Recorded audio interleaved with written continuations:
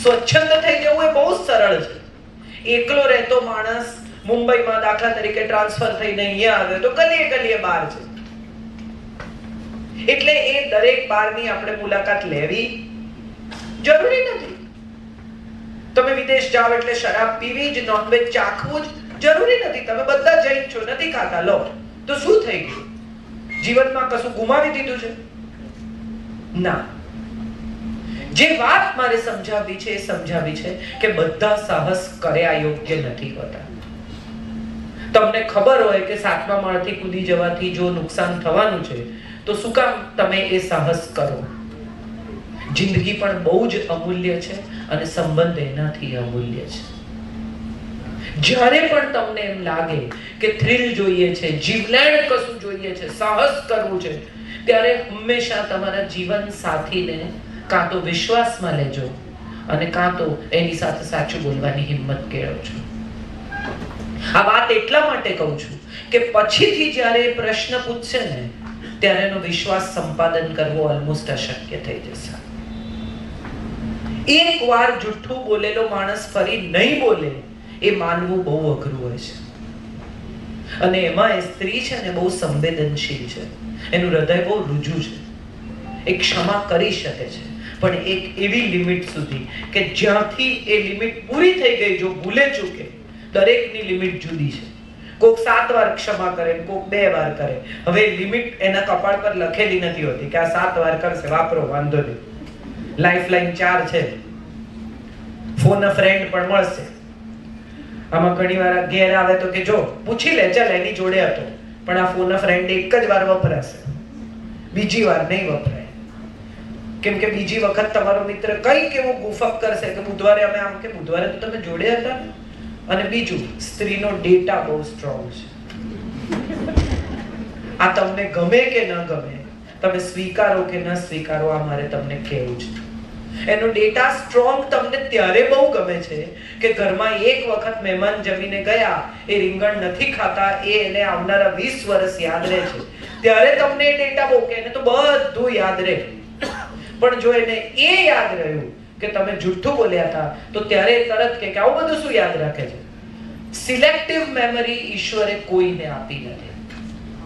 કાં તો એની memory strong છે અને કાં તો એની મેમરી વીક છે. અને જો એની મેમરી સ્ટ્રોંગ છે તો એને સારું ખરાબ બધું યાદ રહેવાનું છે. તો ડિપોઝિટ સારું કરીએ કે જેથી એમાં એ જ્યારે પણ રિકોલ કરે ત્યારે સારી વસ્તુઓ રિકોલ કરે. આપણે કોઈ દિવસ આપણા ઘરમાં આમ ફોટો લગાવીએ ને ગુસ્સામાં, કોઈ ગુસ્સે થાય ત્યારે એમ કહે છે કે ચલો ચલો એક ફોટો પાડ લો, આપણે લગાવશું. કેમ હસતા સરસ મધુર સ્મૃતિના ફોટા જ લગાડીએ છીએ. લગ્નમાં લોકો ત્રાગાય કરે છે, ઝઘડાય કરે છે, ત્યારે કોઈ દિવસ ફોટા પાડી લીધા? પાડો પાડો ફોટા, મામા ઝઘડે છે, આપણે લગ્નના આલ્બમમાં એ મૂકીશું કે મામા ઝઘડ્યા હતા. આવું કોઈ યાદ રાખે છે? એનો અર્થ એમ થયો કે આપણે બધા કડવી સ્મૃતિથી ભાગતા લોકો છીએ. આપણને કોઈને કડવી સ્મૃતિ જોઈતી નથી. જો જોઈતી નથી તો ઊભી શું કામ કરો છો? આ સાયબર સ્પેસ જેવું છે. એકવાર નાખ્યું તો રહેશે, સદીઓ પછી પણ પાછું મળશે.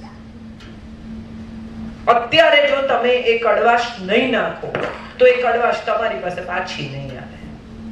આ બહુ મને આટલા વર્ષોમાં સમજાયું છે. હું જ્યારે દાંપત્ય પર બોલું ને, ક્વેશ્ચન આન્સર કરું, ત્યારે ઘણા લોકો મને ઓડિયન્સમાંથી પૂછે કે તમારા લગ્ન સુખી છે? તમે આટલું ડાપણ કરો છો. ત્યારે મારે એક વાત કહેવી છે, ગમે તેટલો સારો હાર્ટ સર્જન હોય, ગમે એટલો સારો ઓન્કો સર્જન હોય, એ પોતાનું ઓપરેશન જાતે કરી શકે? કરે. સમજાવો તો સારું. મારે જે વાત કહેવી છે એ કહેવી છે કે લગ્નના 7 વચનનું પહેલું વચન એ છે કે ઈશર એક પદી ભવ. ચાલો એક થઈએ. હવે આ એક થઈએ એટલે શું કરીએ? એકબીજામાં ખોવાઈ જઈએ, ઓગળી જઈએ, દૂધમાં સાકર ભળી જાય એમ ભળી જઈએ. હવે સાકર જડે જ નહીં દૂધમાંથી, તમને એવું કરી નાખીએ, ખતમ કરી નાખીએ એના અસ્તિત્વને. કાં તો પુરુષ સાકર થઈ જાય ને કાં તો સ્ત્રી સાકર થઈ જાય. દૂધ જ દેખાય, પીઓ ત્યારે જ ખબર પડે કે મીઠું છે. ત્યાં સુધી સાકર દેખાય જ નહીં, ઓગાળી ખતમ કરી નાખીએ. ના,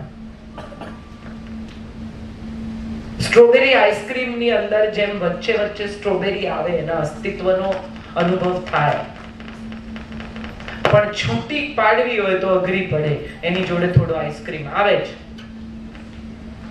એવું કોઈક સંયોજન જે સ્વાદ વધારે, સુગંધ વધારે, સમજણ વધારે, સ્નેહ વધારે, અને છતાંય એકબીજામાં ભળીને એવા એકાકાર થઈ જાય કે છૂટા પાડવા અઘરા પડે. આ ઈશ એક પદી ભવ છે. બે અડધા અડધા કદીએ પૂર્ણ થઈ શકતા નથી. બે અપૂર્ણ એક મેઘને પૂર્ણ કરી શકે છે. આવું મને હંમેશા લાગ્યું છે. હું પરફેક્ટ નથી, મારા હસબન્ડ પરફેક્ટ નથી,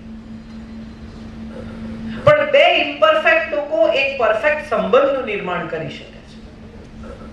આપણે ત્યાં શું થાય એ હું તમને કહું. નવા નવા લગ્ન નક્કી થયા હોય પછી પત્ની કહે કે તને બ્લુ કલર નથી સારો લાગતો, એટલે બ્લુ કલરના ડૂચા કરી બધા શર્ટ નીચે દબાવી દે.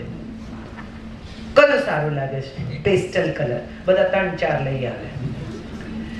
મળવાનું એક બે વાર તો પેલી કે પતિ કે થનારો પતિ કે શું તેલ નાખીને આવે છે બુચ્ચિયાની જેમ દર વખતે, એટલે તરત જ સવારે 7 વાગે મળવાનું હોય ને તો પણ વાળ ધોઈને આવે. આ પરફ્યુમ બહુ સરસ છે એટલે એ જ વાપરે. તને આ રંગ બહુ સરસ લાગે છે એટલે એ જ પહેરે.